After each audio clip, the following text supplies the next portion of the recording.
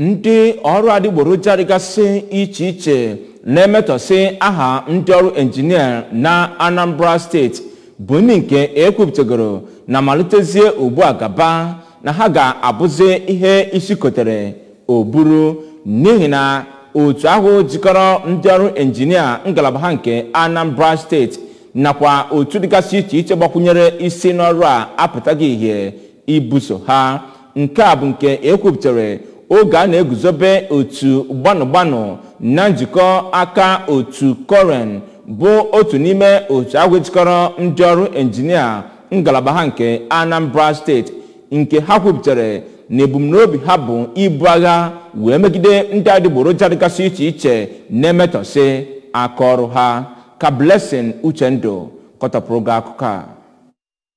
Otu anaka kọmitii nke Anambra steeti bụ nke a chọrọ mma ma guzobe n'okpuru ya bụ otu kansụl na-akwụ maka iwu na-ejikwa ndị ọrụ injinia nakwazi nnyocha ha na-eme bụ nke nwere ikikere ịgba mbọ wee hụ na iwu bụ nke na-achị otu kansụl na-akwụ maka ijikwa ya bụ iwu n'ime Anambra steeti bụ nke a gara n'ihu wee na-erube isi n'ime ya. Ya bụ otu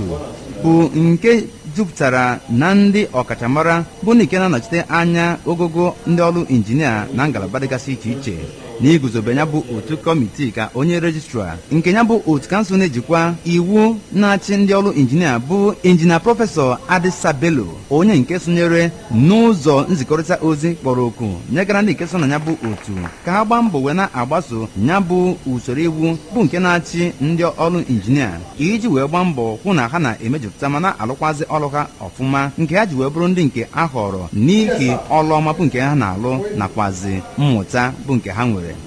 O toro aka na-achị ọra steeti a bụ ọkammụta Chukwuma Soludo maka iwube ya bụ otu nka na ụzụ ndị ọrụ injinia ma tinyekwara ndị nke na-eme nnyocha n'ime ya n'ime ọnwa Juun n'ime afọ a dịka ọ kwudosiri ike na-ekwu na o nweghị onye ọrụ injinia a ga-anabata inyocha amụma ọlụlụ ọbụla n'ime steeti a ma ewezụga na anya bụ onye bụ onye nke debanyere aka na ya bụ otu kansụl na-akwụ maka iwu na-achị ndị ọrụ injinia n'ime ala anya bụ Naịjirịa ma bụrụkwazi onye nke ji akwụkwọ ikikere ha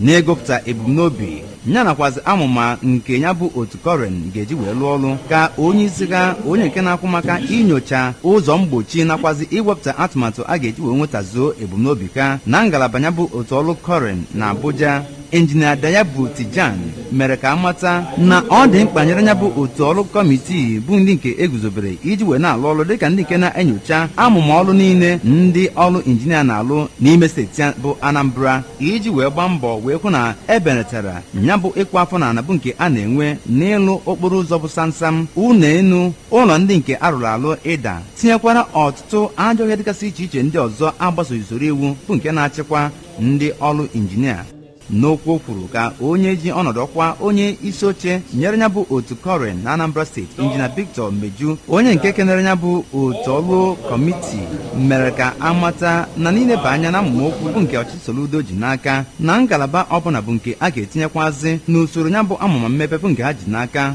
iji wee nwee nkwudosi ike n'ihe a na-alụ ma gwakwazi ya ka agba mbọ na-emejupụta ihe n'ike a tụrụ anya n'aka ha dịka o si wee bụrụ oke na ọlụ bụ nke ha nwere na ya bụ usoro iwu ha. N'akụkụ nke ya ka onye isi oche na nguzobe atụmatụ otu ọrụ kọmitii ahụ injinia Srel Aneto kọwara etu esi wee guzobe ya bụ kọmitii dịka nke a nabatara ma gosipụta nchekwube ya na mmemme ya niile bụ nke ga-akwagote ntụkwasị obi ndị mmadụ nwere n'ebe ya bụ ọrụ dị. N'ikwu okwu n'aka ndị nke eguzobere ya bụ otu ọrụ kọmitii ka onye ji ọnọdụ ọkwa Chief Inspector nke ya bụ amụma ihe mmemme COREN ERM na Anambra steeti injinia Frank Ọfọ kenyere ya bụ otu maka ịpụta ndị niile so na ya dịka ndị nke kere ajụ n'ume nwekwara ihe a na-achọ ma kwụkwazị nkwa ịgba mbọ kwụ na ya bụ ọrụ injinia na Anambra steeti bụ nke a ga na-eme na ndakọrịta nyere usoro mba ụwa. Ndị nke bịara ya bụ mmemme ji wee guzobe ya bụ otu ọrụ kọmitii gụnyere onye isi na ngalaba registration unit ERM injinia Lukman Sani, injinia Esther Adejuwon